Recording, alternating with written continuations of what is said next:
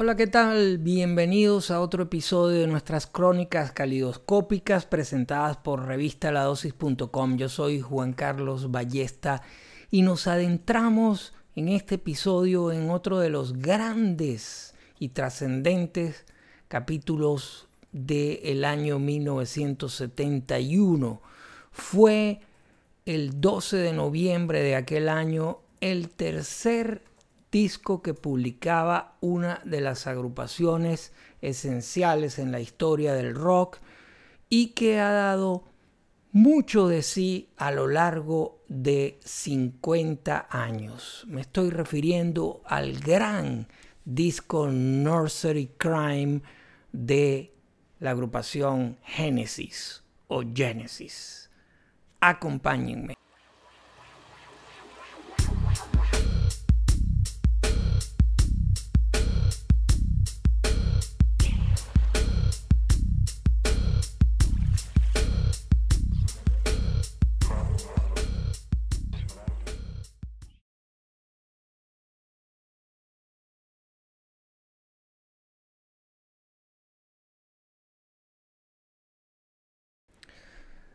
La legendaria agrupación Genesis había publicado su segundo disco en el año 1970 con el nombre de Trespass y había dado un importantísimo salto respecto a su álbum debut, que estuvo compuesto por canciones cortas de cierta austeridad y que recordaban a algunos grupos pop de la década de los años 60.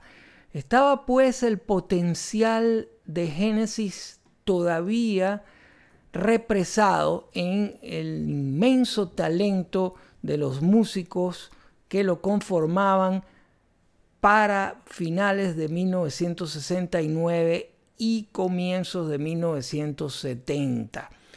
El grupo había editado aquel primer disco que fue publicado con el nombre de From Genesis to Revelation, pero no había impactado demasiado en medio de la gran ebullición musical que había a finales de los años 60. Sin embargo, en directo el grupo había comenzado a dar signos de tener composiciones mucho más complejas de lo que reflejaba aquel álbum debut. Así, a finales de 1969 fueron descubiertos por el manager John Anthony, quien a su vez los presentó al dueño de la famosa discográfica Charisma Records o Carisma Records, como prefieran, Tony Stratton Smith. Ambos concluyeron que Peter Gabriel, Michael Rutherford, Tony Banks y Anthony Phillips tenían un gran potencial para convertirse en una de las más importantes bandas de la década que estaba por iniciarse, la década de los años 70. Es así como graban con el baterista John Mayhew el disco Trespass, que daría un vuelco a su sonido, incluyendo elementos del rock progresivo, del rock sinfónico y por supuesto llevando a cotas superiores el tratamiento de la música folk que daban los cuatro principales músicos y compositores de la banda, que eran ya amigos puesto que habían estudiado juntos y se desenvolvían en el mismo medio socioeconómico, que era de clase media alta. Todos tenían a su disposición además instrumentación de buena calidad. Sin embargo, a mediados de los años 70, el guitarrista Anthony Phillips, quien era una pieza importante en el sonido de la agrupación, decide abandonar el grupo, un poco obligado por sus circunstancias personales que lo llevaron a sentir fobia al subirse a los escenarios y por supuesto también al tener que afrontar una serie de giras más allá de su capacidad. Por lo tanto, y muy a pesar del deseo de Peter Gabriel, Rutherford y Banks, su amigo Anthony Phillips abandonó el grupo. Comienza así la búsqueda de un nuevo guitarrista y en el camino Tony Banks dijo que además de buscar un nuevo guitarrista había que buscar también un nuevo baterista, puesto que sentían que Mayhew no daba la talla, lo cual era hasta cierto punto cierto. De modo que para sorpresa de muchos, la búsqueda del guitarrista se extendió mucho más de lo pensado y en cambio la de el personaje que se sentaría detrás de los tambores fue mucho más expedita, y ya para finales de 1970 habían introducido a la banda un personaje que sería, por supuesto, clave en el devenir de la historia de Genesis y también en general del rock y la música pop. Se trataba de Phil Collins. Y a principios de 1971, cuando ya afrontaban una serie de conciertos, entró a formar parte como quinto integrante y a darle vida a la que es considerada la formación clásica de Genesis, el guitarrista Steve Hackett.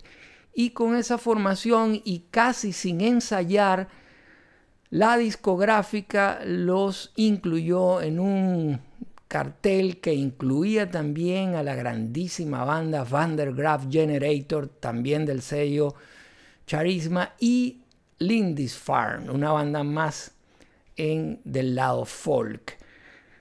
Y en esa gira finalmente dan cuerpo al sonido característico que durante buena parte de los años 70 daría como resultado varios de los discos esenciales en la historia del rock, comenzando por Nursery Crime, un disco que contiene varios temas de alta complejidad, como por ejemplo The Musical Box, que fue un tema que habían comenzado a componer en la época en la cual aún estaba Anthony Phillips y que pudo haber sido parte del disco Trespass. Sin embargo, fue incluido aquí en este maravilloso disco que cuenta con una portada diseñada por el artista Paul Whitehead, al igual que el anterior Trespass y el siguiente Foxtrot, una pieza, un cuadro inspirado en la campiña inglesa, donde varios de los músicos, principalmente Peter Gabriel, había pasado parte de su vida. Hay aquí, por supuesto, otras piezas fundamentales como The Fountain of Psalmacies o The Return of the Giant Howitt, que fueron parte junto a Musical Box y temas del disco Trespass y del siguiente Foxtrot, de la primera gran etapa de Genesis en directo que se reflejó en Genesis Live, un disco que fue publicado en 1973 y que captura monumentalmente la música de esta etapa esencial. Por lo tanto, Nursery Crime es el comienzo de una de las más fascinantes historias del rock, con la formación de Peter Gabriel en la voz, pandereta y flauta, Steve Hackett como nuevo guitarrista, Michael Rutherford en el bajo y guitarras de 12 cuerdas, Tony Banks en los teclados y otras guitarras adicionales, y Phil Collins en la batería y segunda voz.